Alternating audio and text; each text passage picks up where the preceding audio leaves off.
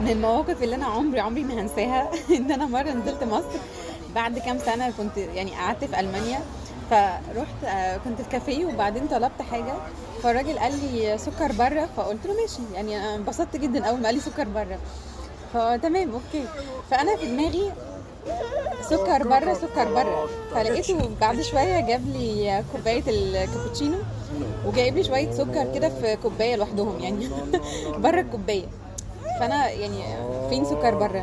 راح قال لي اهو بره. قلت له ده بره الكوبايه ازاي؟ يعني انا فاكراه السكر بتاع بره مصر، فاكراه سكر بتاع بلاد بره، فاكراه سكر مستورد يعني اللي هو زيرو كالوري.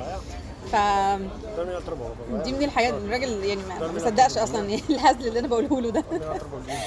قال لي سكر بره معناه بره، يعني مش هيحط لي السكر هو بيجهز القهوه، لا بيحط لوحده.